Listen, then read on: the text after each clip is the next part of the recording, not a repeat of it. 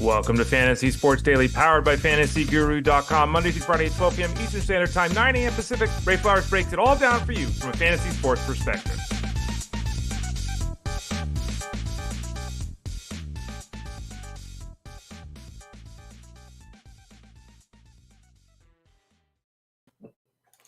Hey there, everyone. Ray Flowers of FantasyGuru.com. How you doing this morning? It's a Monday. Hopefully everything went well on the weekend. Hopefully you had a nice time, had lots of fun, and sun, maybe? I guess fun and sun go together, don't they? We're still saying that, or the kids saying that? I don't know. I don't know. I'm Ray Flowers of FantasyGuru.com. You can follow me on Twitter X at the Ray Flowers. You can find me over at FantasyGuru.com. So much to talk about today. A lot of it kind of telling you what can be if you join us as a subscriber over at FantasyGuru.com. A lot of it obviously just reviewing what has occurred over the weekend. Let's throw that up on the screen. Here's what we're doing today. Excuse me. We're talking about the performances of some guys on the hill: Seth, Lugo, Drew, Thorpe, Hayden, Birdsong. We'll talk about Kenley, Jansen, Daniel Hudson. Is there a changing of the guard in Dodger land in the ninth inning? Nick Castellanos, Miguel, Andujar, Jorge, Polanco, and Ty France on the offensive side of things. We'll talk some injuries with Jacob Wilson. That one. Oh, Jacob Wilson. Oh, boy. To be young, again, I guess it's not always everything. Julio Rodriguez, Ozzie, Albies, Max Fried, Kodai, Senga, Reese, Olson, Ryan Pepiot. And then we'll talk about Tout Wars, LABR, and the FSGA, not the FSG, the FSGA. Excuse me, I got something in my throat. Would have been good if I got that out before the show started. Sorry about that. The interesting thing is with this program I'm using, I can't cough. There's no cough button here. There is a cough button, but it doesn't work. So that's why I had to be rude and do it in the background. So I apologize for that. We'll review FAAB for Tout Wars, LABR, and the FSGA coming up as well. We'll also take your comments. Don't forget, you can leave those comments at facebook.com/fantasyguruhq, at youtube.com/@eliteplusnetwork. In both of those places, you can watch us live and leave comments, questions that we'll address at the end of this broadcast here today. You can also watch us live on Twitter X at Fantasy Guru site. Catch us on demand, if you will, always on Facebook and YouTube, obviously. Or at fantasyguru.com, you click that Elite Plus tab at the top right, actually kind of the middle right on the top banner of the page there for the drop-down links. You can click on the Elite Plus tab, find this. You can also just type in Fantasy Sports Daily into your local podcast network. Make it easy. Before we dive into some baseball talk, just to let you know, a reminder, you probably already knew this, the draft guide is available over at fantasyguru.com. It's not just a draft guide. I say this every time I bring this up. It's through the entire season. So you get it now. You get all the preseason advice to help you put your team together. Then you get all the advice throughout the season to win with that team that you put together. Waiver wire articles, start them, sit them, all that kind of stuff. You get access to Discord. You get access to the live stream that comes up every Tuesday at 7 o'clock Eastern. We're starting our podcast series over there today. I believe it starts today. I think the first one goes up today. We've got 20 podcasts. I'll be a part of 4 of those, talking football ins and outs and more in addition to the articles that are over at the website. You get the dynasty rankings, the best ball rankings, PPR rankings, non-PPR rankings, IDP rankings, rookie rankings, rankings. All of that. Go to fantasyguru.com, click the subscribe tab on the top right. All of this is the seasonal package. You can also get football DFS if you want to get ahead of that. You can get football wagering if you want to add that. You can do all 3. Get everything we do with football. That's a pretty good way to go too. Then you can also get the VIP Platinum package, which is everything we have to offer from every sport. What do I do with my collar here? Do I put this down? Does that look better? Yeah, I don't know. We'll figure it out. But yeah, so over there at fantasyguru.com, all the football stuff you could possibly want, we're there for you. I'm in there every day answering questions, articles coming out. I got the auction article coming out here in a few days. So check out, actually, there's multiple auction articles. I think there's 3 of them. So check that out here in a few days over at fantasyguru.com. And if you're wanting to do some best ball, if that's still something that you're interested in, if you're interested in playing some let's draft it now and then kind of set it and forget it kind of scenario, if you're drafting, if you want to draft and have a chance to win millions of dollars, drafters.com has got a deal for you all. If you're a returning member, use the promo code ELITE10. That gets you a 10% match on your deposit. If you're new to drafters.com, you've never signed up before, you've never been there, go to drafters.com, use the promo code ELITE. That gets you a 100% match in their Best Ball Mania tournament. Check that out. Pretty good deal, as they say. All right, let's dive in and start talking some performances. And, at some point, the dream will die, right? They all do. We know that. And it's going to die with Seth Lugo at some point. But my goodness, man. Like, the dude is 12-4 with a 2.4 ERA. And on Sunday, he threw a complete game against the White Sox. When Lugo is facing a beatable team right now, he is beating them, period. And, not that wins and losses mean everything. We know that. But he has pitched so well. Like, he's pitching his way, is he not, into the Cy Young consideration? Like, this is happening in front of our eyes. So many of the other guys have gone down with injuries at some point or another. They're starting to list a little bit now. Seth Lugo, and I saw a note that, he's faced the White Sox 3 times, and he's given up 1 run in 22 innings against the White Sox.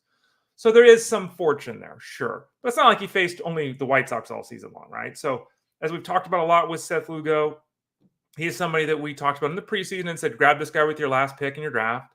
If you did that, have you gotten a return? And I keep waiting for this to end. You keep waiting for this to end, rightfully so, because the metrics as well as logic and history tell us that Lugo is not this good, but he just keeps getting it done. And, at some point we've talked a lot about league winners. And normally when people talk about league winners, they think about that youngster that's going to ascend, right? Oh, James Wood's going to win my league for me in the second half. Oh, Wyatt Langford for the Rangers at the start of the year. Seth Lugo is showing you the definition of a league winner, because he even though we talked about, hey, drafting him late, I wasn't telling people in a 10-team league to go take him in the 20th round, right? So if you're in a shallow league, he probably wasn't drafted. And if you're even in a 12-team league, he may not have been drafted. Depends. 27 roster spots, 30 roster spots. Was people in your league grabbing all the youngsters? Seth Lugo has been fantastic, and I think he put a cherry on top of the ice cream yesterday with that complete game shutout against the complete game 1-run effort. Sorry, if I said shutout, I was misspoken. 1-run effort against the White Sox. Speaking of cherry on top, we got a new ice cream machine. We got one of these Ninja ice cream makers. Does anyone have those at home? I don't know the Ninja something name. I don't know. It's an ice cream maker, and it's pretty good. Like, I gotta tell you, you throw all the junk in there, you let it set overnight, and then you put it in a little mixer. 3 minutes later, you got your ice cream. Working out pretty well. We had some lychee one, which is my least favorite. We had a cookies and cream one, which is really good. We just did a chocolate one. I don't know. It's a pretty good little tool. I think my lady got it on discount for Prime Day, so we got it for like 2/3 the price of normal, or 50% off normal. I don't know, something like that. But it's pretty good. So anyway, I'm not a big ice cream fan. I'm not a big dessert guy. But hey, pretty good when you're making it yourself, right? Anyway, Drew Phelps had a no decision against the Royals on the other side against Lugo. He went 6 innings there, obviously, for the White Sox, throwing a quality start. And, that's 5 quality starts in a row. 7 of the 13 runs that he's allowed this season came in 1 start. So Thorpe has basically been really good minus 1 really crappy start. And he was an interesting guy. We talked about him when he was called up. You can't expect him to have a strong record with the team he's pitching for. He is 3-1 in 7 outings, which is better than expected. The ERA is 3.03 and the WHIP is 101. And I'm starting to get some more questions about, people starting, I think, moving Thorpe into the trust zone, which, again, given 6 to 7 starts, he deserved. But let's remember who he is. And who he is somebody that pitches backwards. His fastball is not very good. He's a changeup guy first. You can see that reflective in his 15% strikeout rate, which is really poor. And it's working now and all of that kind of stuff, But he's got a 4.5% strikeout minus walk rate, a 1.4 strikeout to walk ratio. That really doesn't work. And that puts you in the Miles Mikolas, Marcus Stroman zone, those type of numbers. And as you know, both those guys, Mikolas and Stroman, have had times this season where they've been really good. They've also had times where they've really struggled. Now, the problem for Thorpe is his ground ball to fly ball ratio is 0.9. Okay, that's nowhere near Stroman. This style of pitching is dangerous because we don't get the strikeouts that we really want/need. He's not ever going to keep up with the league average in the strikeout play column as Drew Thorpe, I don't think. Certainly not this year. And the lack of ground balls leads to problems. Like right now, he's got a home run to fly ball ratio of 8%. If that number goes up to 15%, which I think it's very reasonable to think it could go up to that home run per 9 rate is now above the league average. If the 164 batting average balls in play goes up, and let's phrase that differently, when it goes up and it's going up 100 plus points. So, he's pitching really well. I'm not saying not to pitch him or anything like that, but be careful with Drew Thorpe because I think there is some there's some level of we're getting ahead of ourselves if we're expecting him just to be a guy we can start every time the rest of the way without a concern. Hayden Birdsong, talk about a guy we want to start. Hayden Birdsong went out against the Rockies and had 12 strikeouts and gave up 2 runs through 98 pitches, 22 swings on the breaking ball. He was really on his game. Now he gets to face the Rockies again next time out.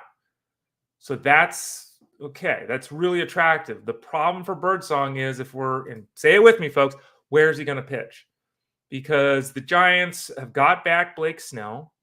They are on the cusp of welcoming back Robbie Ray. It seems like Alex Cobb is not that far behind either.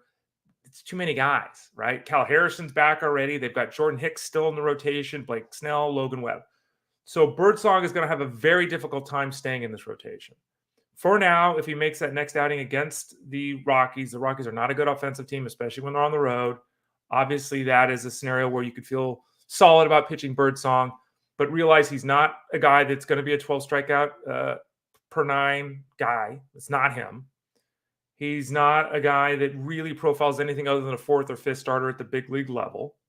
So the type of effort we saw yesterday, not going to be commonplace. Even with the effort yesterday, 3.6 ERA and a 1.2 WHIP, again, it's perfectly fine. I think it's still a little bit elevated, or not elevated enough, I guess we should say. It's lower than it should be. The ratios should rise. He's got a 2.5 strikeout to walk ratio with 12 strikeouts yesterday. So too many walks, not enough dominance, and concerns about his long-term ability to hold down a starting spot with Ray and Cobb nearing a return. But Birdsong, I got to fire him up in the next outing against the Rockies. It's the old, who has the advantage next time out? The Rockies just saw him. He just saw him. They'll get to study, look at film, who makes the adjustments best, and you never know. But Birdsong pitched effectively yesterday and then some with the double-digit strikeout total. But he really is more of just a guy than he is a star in the fantasy space, and just a guy with a concern about playing time. Be careful, don't overbid, don't go nuts, don't make a trade to add him, don't count on him if you have him, those kind of things. Short term with Birdsong. Kenley Jansen is, speaking of Colorado, the Red Sox are scheduled to go to the Rockies this week, and Jansen's not going to go. So we all know this. There's no injury with Jansen. This is not a changing of the guard with Jansen. Jansen's had heart issues that are, well known, and it seems like that the decision was made that he's just not going to go to Colorado. And this is something that is smart. It's only a handful of games. There's no reason to put himself obviously in physical risk. It's his heart. It's not his finger, his toe. It's his heart. And this is something that we talk a lot about how the ball flies in Colorado and everything. And we don't always talk about the recovery. And a lot of the players that have been there, who have played for the Rockies, talk about that. It's just your body gets so worn down because you just can't. Your recovery period just takes longer because of the altitude. And in the case of Jansen, there's concerns his heart a little bit, so he won't be available. Zach Kelly as a pickup, hoping to get a couple of saves for the Red Sox this week. But again, don't worry about Jansen. This is just a reminder that he's not going to pitch. He's fine. There's no concern. There's always the potential he gets traded. I think with the spot the Red Sox are in and the playoffs and everything, I'd be very surprised if that happened. I would anticipate him getting 30 saves for the Red Sox this year. And again, this is just a reminder that he's going to be out. So if you have the ability to manipulate your lineup this week, even if you set your lineup on Monday for the entire week, probably smart to just take Jansen out this week and go with another reliever. Speaking of a bullpen situation, the Dodgers had a messy one last night. The Dodgers were up by 100 runs. They called in Evan Phillips in a non-save situation. He had a 6-run lead, and he pitched like butt. And he had to be removed. And in essence, Daniel Hudson had to come in and save the game for the Dodgers. And I was reading something, and it's like, oh man, Kyle Phillips, or Evan Phillips. Oh, it was awful, and now it's going to be the job of Daniel Hudson. And it's like, since the start of last season, both Phillips and Hudson, for that matter, have pitched extremely well. Evan Phillips has been one of the better relievers, at least in the National League, if not in all of baseball, since the start of last season. And that is not something that, in my opinion, teams forget about or move on from quickly, right? That's, that we talk about it a lot. One of the biggest and easiest ways for a player to get the next save chance is to have the last save chance. In the case of Hudson, well, Ray, you just, nah. What I'm talking about with Phillips, I mean, since the start of last season, Phillips is 38, for 43 in save conversions. Okay, that's really good, right? Now, he has hit a significant bump in the road. Geez, Ray. Bump in the road. His last 3 outings, he's given up 2, 2, and 3 runs. Okay. And let's see, go back a little bit further. Over his last 6 innings, he's given up 9 runs, including 4 home runs. Am I ready to say the Dodgers are removing Evan Phillips from the 9th inning? No. Am I willing to say he may not get the next save chance? Yeah. Am I telling you to go add Daniel Hudson? Yes. I don't know if Daniel Hudson's available in your league. In my leagues, he's not. Again, my leagues are different because they're deeper. But I think that absolutely. I mean, you look at Evan Phillips this year. He's got 13 holds. He's only got 6 saves, but he's got 13 holds. His ERA is 1.6. His WHIP is 0.8. And he's got a 6-to-1 strikeout to walk ratio. Like, he's been fantastic. He's been fantastic. And the real issue with him, and he's 38 now, 37 years old now. The real issue with Daniel Hudson is just simply staying on the field. I mean, that's really what it's about with him. He has been extremely effective. And look at this. Since 2021, he's only made 123 appearances, right? This is what we're talking about, in and out of the lineup. In that time, he's got 12 saves, 39 holds, 13 victories, a 2.4 ERA, and his WHIP is 0.96. Like 2.5 ERA and a 1 WHIP with a strikeout an inning. The last 4 years. Like, he's really good. So if Daniel Hudson's on the waiver wire, add him. People have been asking me in Discord recently, who do I add if I'm looking to make a move? Who's going to make a trade at the deadline? I don't know what Dodgers are doing here. I don't anticipate them trading Hudson or Phillips.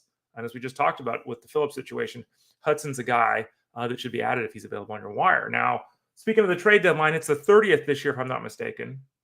Instead of the 31st, they changed the date. Well, usually it's the 31st. They moved to the 30th this year.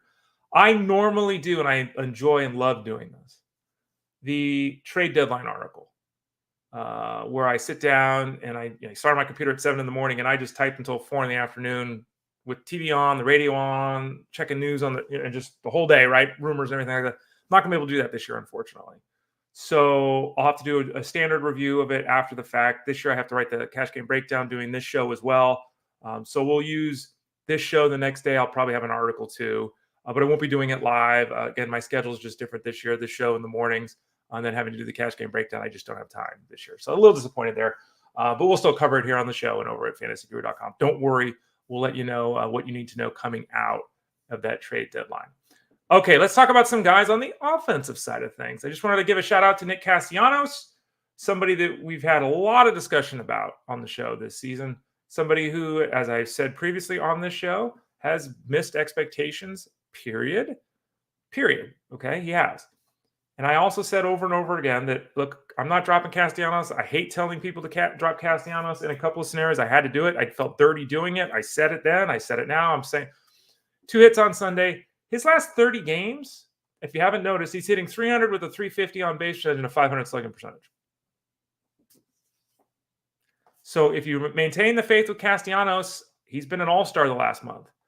If he's on your waiver wire because his overall numbers still aren't great, get him. He's blazing hot right now. And he is somebody who obviously has that track record of success. It took a lot longer than anticipated for him to find that stroke this year. But a 12-year major league veteran at this point on a great offense. He's up to 14 home runs and 50 RBIs. Like, there's a very realistic chance he goes 22.85, which is not quite last year, but still pretty good. And again, he's on a really nice groove the last month. So Nick Castellanos is a definite pickup if he's on the waiver wire.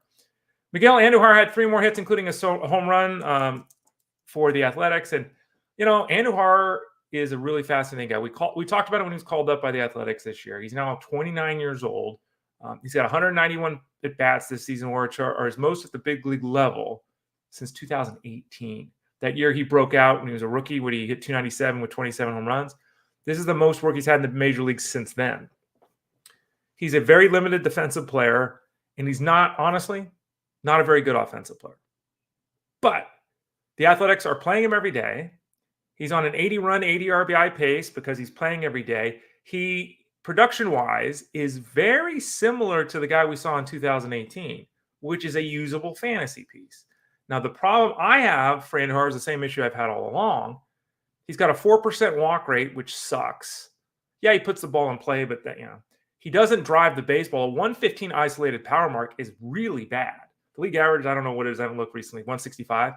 Really bad. He's not even close to league average. And, I mentioned the fact he's on an 80-80 pace, which is basically what he had as a rookie. He's also on pace to hit about 14 home runs, which is half the 27 he hit back in that breakout rookie season. His launch angle is 6%. His barrel rate's 4%. His hard hit rate's 33%. His exit velocity is 86 miles an hour.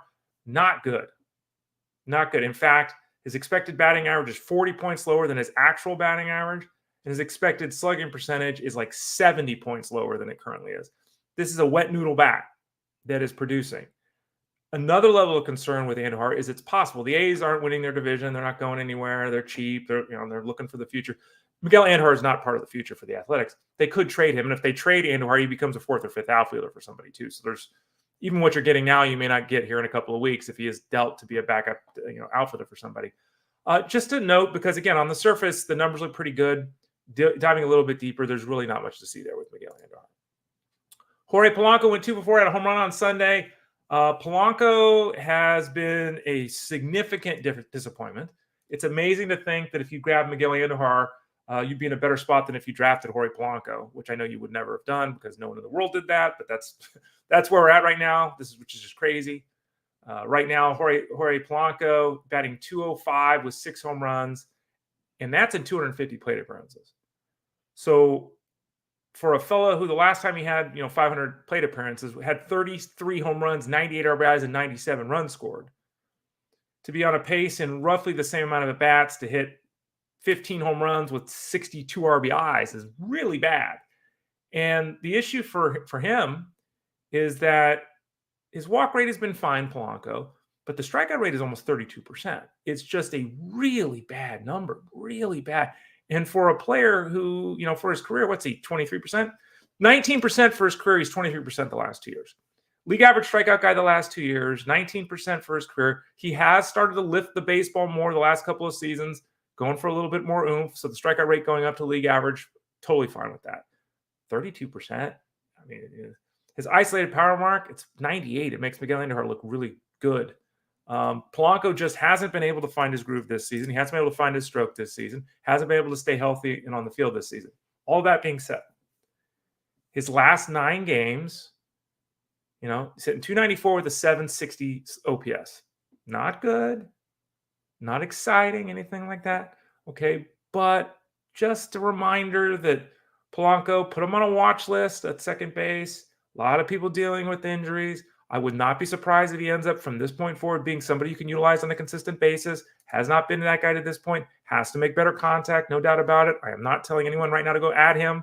I'm just saying put him on a watch list. We'll track how he's doing here coming out of the All-Star break because he is certainly better than he has shown to date for the Mariners.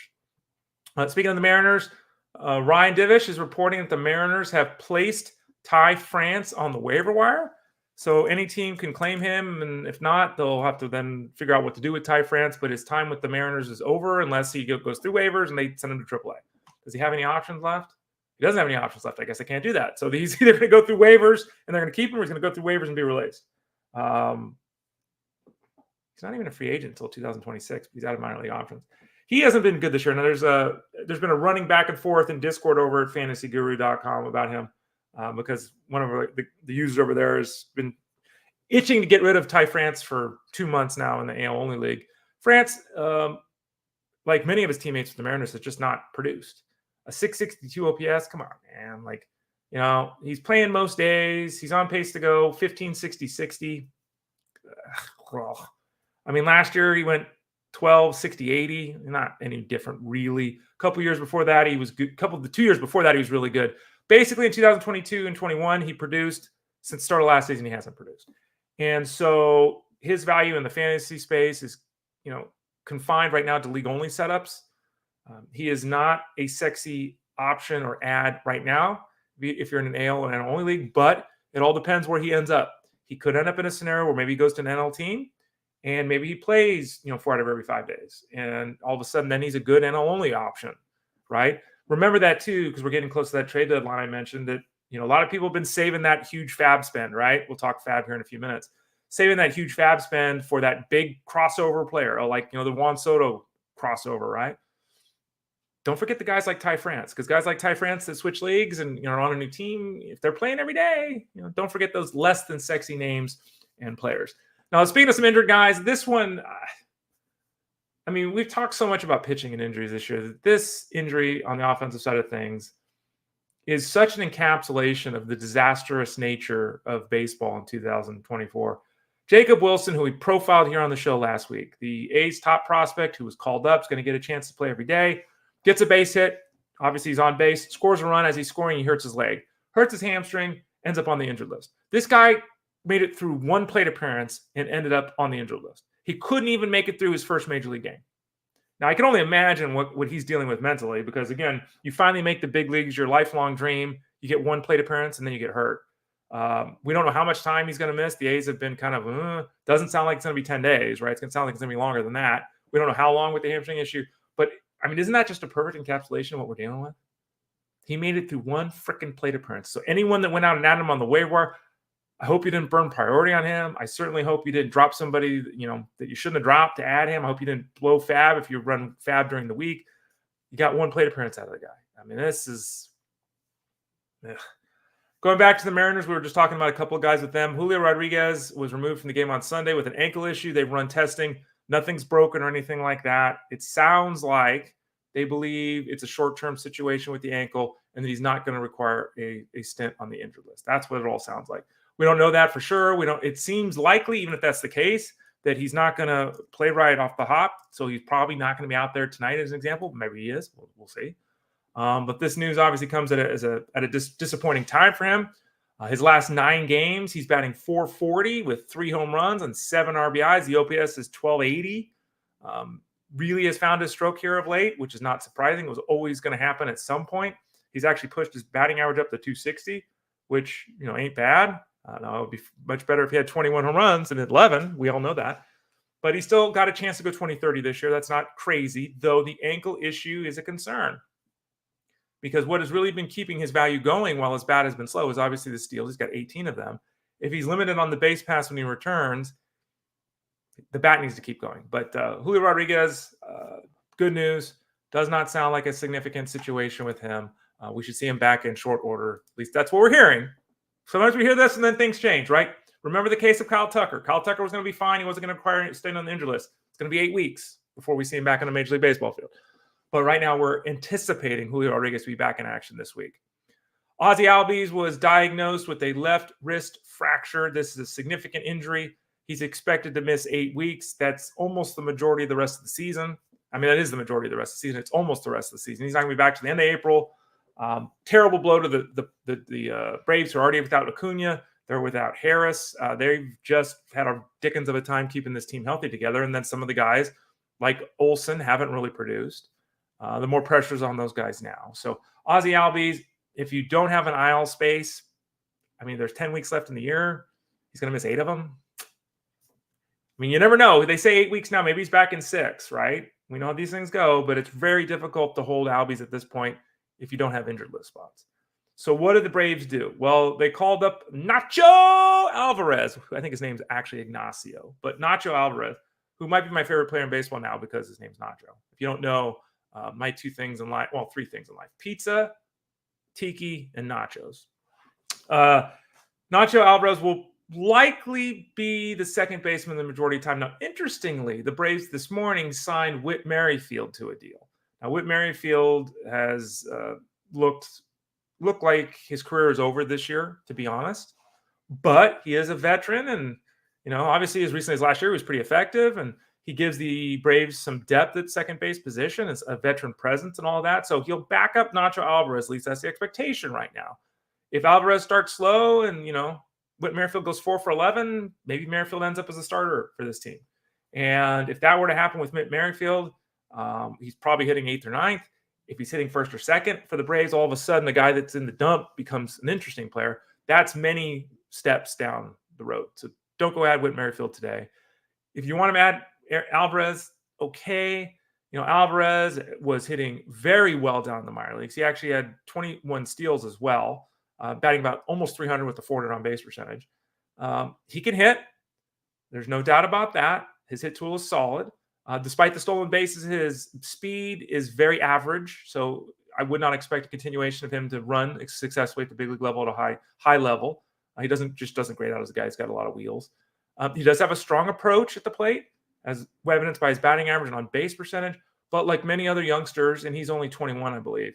But like any other youngsters, he just hasn't learned to lift the baseball yet. So we're really looking at a guy who right now profiles a 10 to 15 home run, 10 steal kind of guy, hitting 275, that kind of a player, which again can be useful if he's in the lineup every day for the Braves, if he can somehow work his way toward the top of the order, but with the addition of Merrifield and the likelihood that his lack of power and the speed piece going down, I'd be very cautious in being aggressive with my expenditures of Alvarez. And I say that a lot with rookies. I think in this case it's different because with Merrifield, that one, that really makes a difference with the Braves signing him.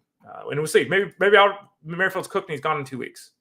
But for now, speaking of the Braves, Max Fried.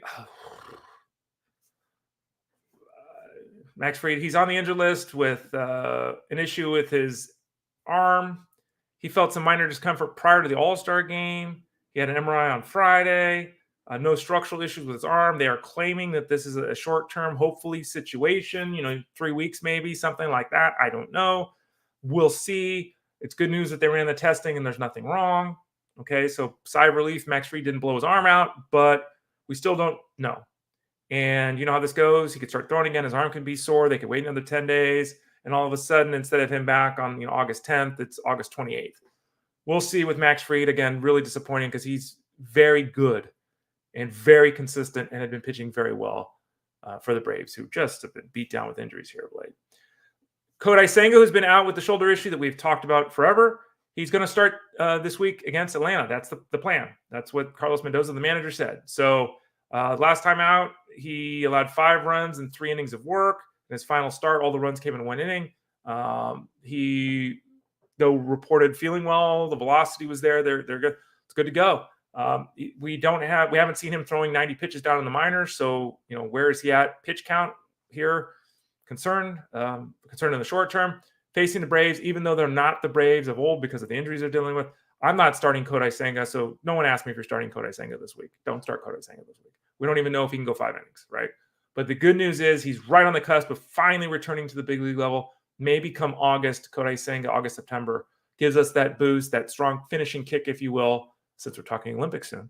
We won't be talking Olympics because I don't know how many people. Does anyone do fantasy Olympics? That was a thing a while ago. People still do fantasy Olympics? If you do, let me know. What are your favorite events in the Olympics too, by the way? Let me know. Speaking of that, Olympics, I don't know this for certain, but I'm pretty sure that normally here on the show on Wednesdays we talk, and this is the plan this week. Wednesday we talk with Armando Marsal, talk some football at about 12:30 Eastern time, 9:30 a.m. Pacific time in the morning, about half an hour into the show. Wednesdays are Armando Marsal. Thursdays are Tyler Beaker. Fridays are Russell Clay. This week we're also going to do the same thing on Tuesday, but our football guest is going to be me. I'm going to talk about my Scott Fishbowl team. So I don't know how many of you are interested in Scott Fishbowl, know anything about Scott Fishbowl, care about Scott Fishbowl, but I'm going to do it because a lot of people do care about it. A lot of people are involved with it. I know some of the followers, listeners, users were actually in the league with me with the Scott Fishbowl League. So we'll break that all down tomorrow. So I'll be talking football 30 minutes into the show tomorrow. Armando Marsal Wednesday, Tyler Beaker Thursday, Russell Clay on Friday. Back to baseball. Reese Olson, another pitcher down with an injury. He's been placed on the 15-day injury list with a right shoulder strain. We don't know how much time he's going to miss. Olson has been a very strong addition off the waiver wire in most leagues this season. There was a period of time where he was fantastic and then a little bit of bump in the road. But in the end, right now he's got a 1-2 whip. He's got about a 3-to-1 strikeout to walk ratio. He's made 19 starts. He's only 4-8, which is not his fault because he's pitched very effectively and deserves a much better record than that. If he was 8-4, I think this would be considered like a significant loss. He's 3-4, so maybe not. But still, we're running out of arms, and we're trending so quickly toward a space where the Birdsongs of the world are going to determine fantasy championships of this season. Who gets Alex Cobb, and is he the guy? Did you add Jeffrey Springs off the waiver wire? Did you add Robbie Ray? Which of these two guys coming back from injury is going to be the one? So we'll see. But right now, Reese Olson is down, and we'll have to see how much time he's going to miss. And then finally, Ryan Pepiot of the Rays. He's got a knee infection. He had to be hospitalized, put on IV and everything. No long-term concern. Fully expect everything to be fine with him. Health is, that's all okay. But we don't know how much time he's going to miss here. Is it going to be 2 weeks? It looks like I got some puppy. Didn't you know that? You have a dog, and they jump up, and they somehow always seem to lick the wrong. They never. I don't know. Maybe you don't like dogs licking your face. You think it's gross anyway. But when they jump up and they lick your glasses, like I guess you should be happy that your glasses are protecting your eyeball. But I just realized I had some puppy on my glasses. We don't know how much time Pepiot's going to miss. So, we've talked about him a lot and the fact that it was very likely that he was going to not take the ball and make 30 starts anyway. So this is one of those scenarios where it's not the end of the world per se that he's missing some time. It'll hopefully keep him active down the stretch and allow you in fantasy playoffs if you're in head-to-head, that kind of thing, to utilize him. But we just don't know how much time he's going to miss, so we'll have to keep an eye on that. Hopefully it's short term. All right, let's talk a little bit of waiver wire this week. And let's see. You can't really see that. Let me make an adjustment here. Get rid of that for a second. There we go. Tout Wars 15-team mixed league. This was the league that has on-base percentage instead of batting average. It has solds instead of saves. It has innings pitched instead of wins. So a little bit different rules. Again, I like these rules. I think they're very, very useful in the modern day game. Max Meyer was picked up for $43. Remember, in Tout Wars, as I've discussed, Tout Wars is a league where if you add a player, he's got to be in your lineup. So Max Meyer was added this week. Sarah's hoping that he gets called up to make a start this week. That has been rumored to occur. If it doesn't occur, we got a zero this week. But $42 for him. The question, obviously, with Meyer, as we've discussed over and over again with him, is how many innings is he going to throw this year? Like, what's the end game with him? And the answer is none of us really know. So, but $43, totally fine with that expenditure point if you have the money to spend. Nolan Shanuel he tweaked his leg, so Curtis Mead was picked up here, $5 for Chris Towers. Yandy Diaz is away for the team with some family thing. We don't know how much time he's going to miss. So Mead was called up to take his roster spot. There is no place for Mead if Diaz is back. I just don't see how that works. But it's $5. You're reserving Shanuel, who's just a guy anyway, even in an on-base percentage league because he just doesn't do much with the baseball. So adding Curtis Mead, go for it. Hunter Renfroe was reserved by Matt Trussell to pick up Juan Yepez. And this one's really interesting. That's why I put it in red. We talked about Yepez last week. He wasn't added in this league last week. He was added this week. And look at the bids. The failed bids for Yepez. Remember, this is a $1,000 budget. 11, 7, 18, 21, 26, 33. Those are the failed bids. The winning bid was 157. Ooh. I mean, even a bid of 57 would have doubled all but one other bid here. 157 when a winning bid would have been 34. That's a 500 time plus spend. And this is what happens with FAAB. And we've talked about it, previously. You've got to spend what you've got to spend to get your guy. I get that. I was the person who offered 21. Why? Justin Turner was terrible. Then he picked it up again. Then he got terrible again. I was looking for a boost at corner infield. I'm not sold that Yepez is some difference-making player. And so I was a very reserved bid. Again, I wouldn't have gotten the player, but as you can see with the failed bids, I was in the higher end of the six bids. What is it? 1, 2, 3, 4, 5. Yeah, 6. I was right in the middle, I guess. Learned how to basically out of the middle. You know what I'm saying, right there in the middle. I was right on in terms of my price point. I just didn't get him. The 157, that's a lot. He qualifies at multiple positions. He's playing every day. He's hitting very well. That is a big spend for Juan Yepez. Wenzel Perez for 86. Perez plays a couple positions. He's really a platoon guy though. So again, I think that's pretty aggressive here. Ben Joyce for $2. We talked about Joyce last week. He could take over closing. Remember, this is a solds league. So, you don't have to push for relievers because holds are just as valuable as saves, but that's a good addition there by the Siege. Kyle Montero for $2 to Van Riper. Tyler Phillips for $8. Jose Iglesias for $14. Look, Jose Iglesias is like 14 for 27 for the Mets. Like, he can't keep this going. There's at least one league I'm in.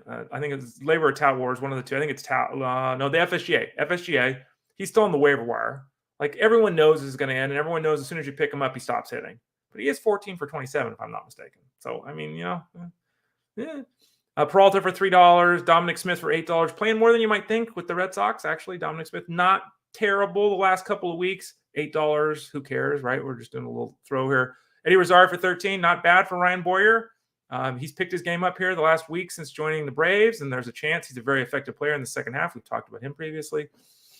And those are just moves at the bottom. So not a lot of activity in Tout. Going to LABR, which has got a $100 spend in LABR, traditional 5x5 setup, 15-team league here. Alec Marsh was at it for $3. Fine. Tyler Horton might be the new closer for the Tigers, or at least he's in the mix because he's pitching very well. And Foley, so let's call him a closer 40% of the time, a third of the time. Maybe he gets 6-7 saves the rest of the year. That could be definitely worth the $2 expenditure.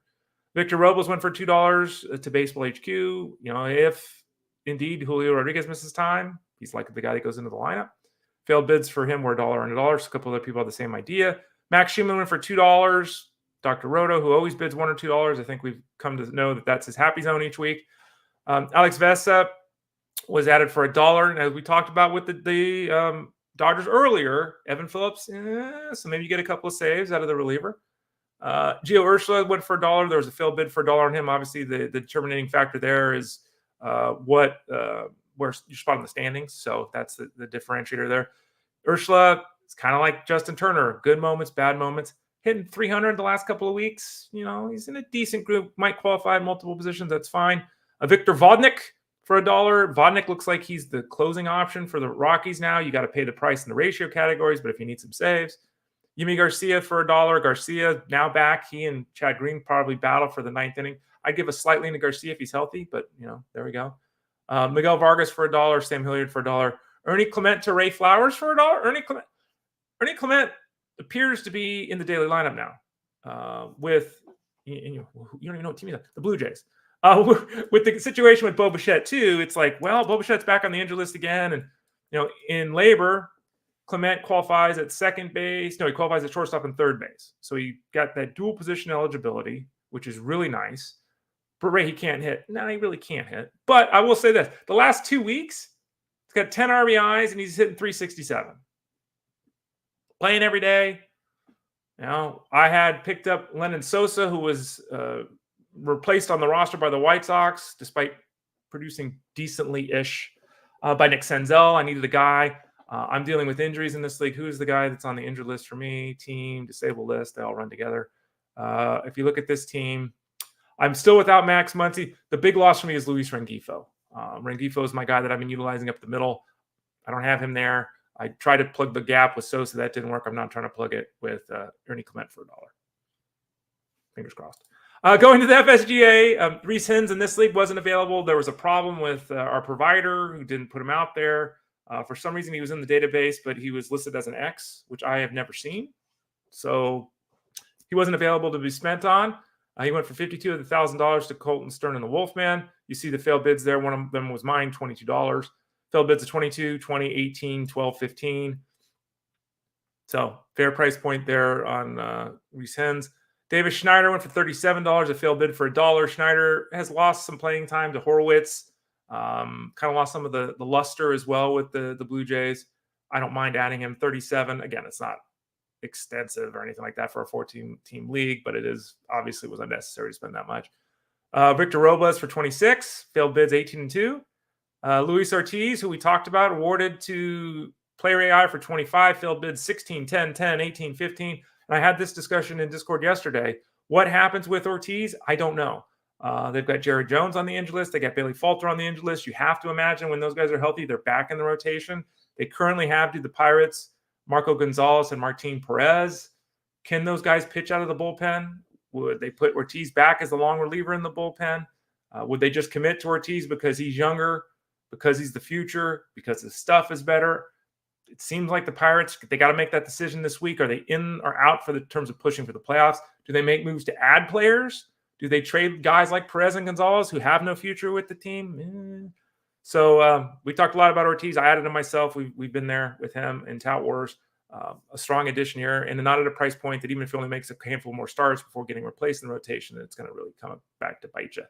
Xavier Edwards went to me. Here we go for $22. You see the failed bids at 15, 15, and 15. We broke down him last week, and this week he's now part of my team. And this is a situation in my league where I'm without Von Grissom, who's been out all season long.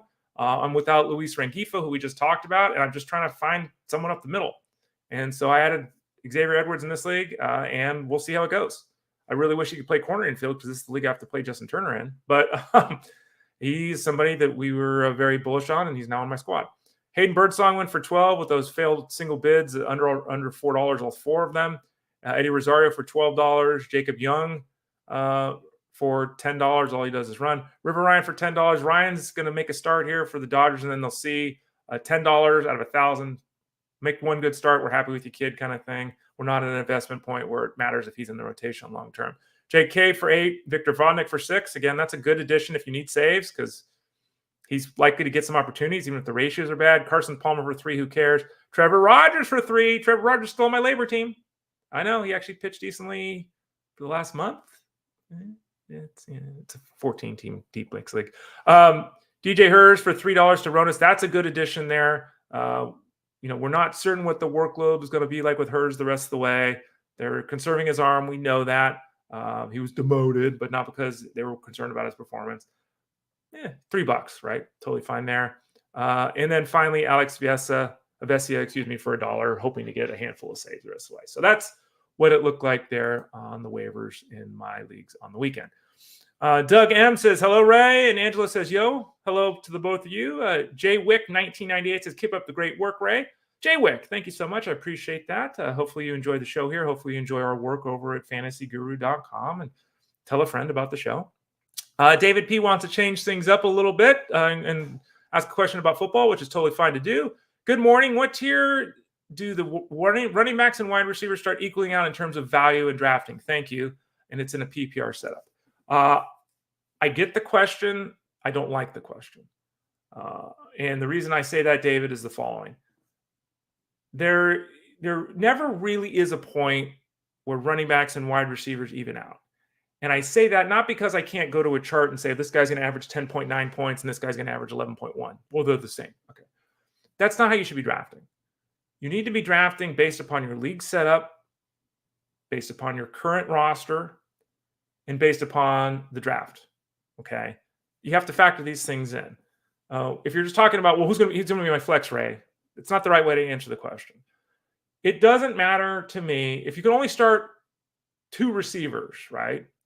What do I care if wide receiver 5 and my wide receiver 5 is the break point with my running back? I'm never playing wide receiver 5. I'm only starting 2 a week. And even if I throw one in the flex spot, that's only 3 guys. What does it matter? Now, my top 2 running backs are running back 22 on my board and running back 27 on my board. I need more depth at running back. So instead of worrying about taking wide receiver 5 because he's the same value as the running backs, you need to get running back 5 because you need more depth at the running back position. So I think that question to me, again, I think it's looking at it the wrong way because we should be more concerned with analyzing our roster and where does our roster sit in relation to the field.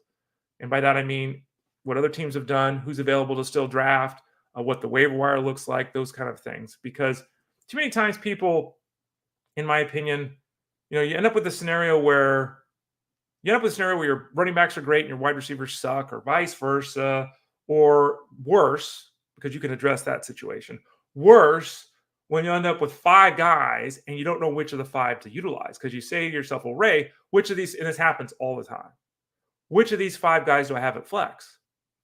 And if I look at a flex chart that week, it's like you've got guys ranked 29, 31, 33, 36, and 39. They're all the same dude. So you're drafting and putting together equal players, right, or equal outlooks, right, or equal weekly production actually hinders you in season because they're all the same guy. I know this is a difficult thing for some people, but you really don't want to have to make 4 decisions with your lineup each week. People love to do this. They love to have 4 top 15 wide receivers, even though they can only play 3 of them. And then they say, who do I sit this week? And it's like, bro, sit this guy. He's wide receiver 14. In my leagues, he's my number 2 wide receiver. In your league, you're not even playing him. Like, whoa. So be cautious with that. There's nothing wrong with having a bench of guys that don't do anything. What do you do? If you've got CMC, get Garendo on your bench. If you've got Gus Edwards, get Kamani Vidal on your bench. If you've got James Cook, get Ray Davis on your bench. And if those guys score 4 points a week, who cares? Because when the top guy goes down, when Edwards goes down, or Cook goes down, or CMC goes down, guess what? That 4 point a week they're averaging becomes 14, right? So I hope that makes sense, David. If you had another intention with your question, I apologize. That's just how I read into the question. You can always hit me back up tomorrow if you wanted to, dig into this a little bit more. But a good question there from David, one of our consistent followers here on the show. All right, so there it is, folks. Don't forget to go to fantasyguru.com, get that draft guide, click the subscribe tab in the top right corner. Don't forget to watch this show, Fantasy Sports Daily, Monday through Friday, 12 p.m. noon Eastern Time, 9 a.m. Pacific Time. Monday through Friday, we're rocking and rolling here. Tomorrow, I'll break down my Scott Fishbowl team. Wednesday, we'll talk to Armando Marsal. Thursday, we'll talk to Tyler Beaker. Friday, we'll talk to Russell Clay. Don't worry. I know it's a lot of football, okay, but don't worry. We're doing baseball every day, as I said. We're going to do all along till the season is over. We're doing the first half hour of the show each of the remaining 4 days of the week, all baseball, and we'll answer baseball questions at the end if you have them. So don't forget, we're not forgetting you. But if you are interested in doing football, head over to drafters.com. Remember, returning members at drafters.com for their Best Ball Mania tournament. Returning members use that promo code ELITE10 for a 10% discount match. If you've never signed up at Drafters, get over there, sign up, use the promo code ELITE, you get a 100% match. I'm Ray Flowers. I'm going to head over to fantasyguru.com right now, finish my cash game breakdown write-up, get some bets posted for later today, and also got a Rays Ramblings piece. It's a new Monday. Hey, what the hell? Let's get some seasonal coverage there too, in addition to this show. So head over to fantasyguru.com. Lots of Ray Flowers can be seen later today if you're into that kind of thing. If you're not, go to fantasyguru.com and read someone else's work. There's a lot there. I'm Ray Flowers. Thanks for listening. We'll see you again tomorrow at 12 o'clock Eastern here on Fantasy Sports Daily, powered by fantasyguru.com.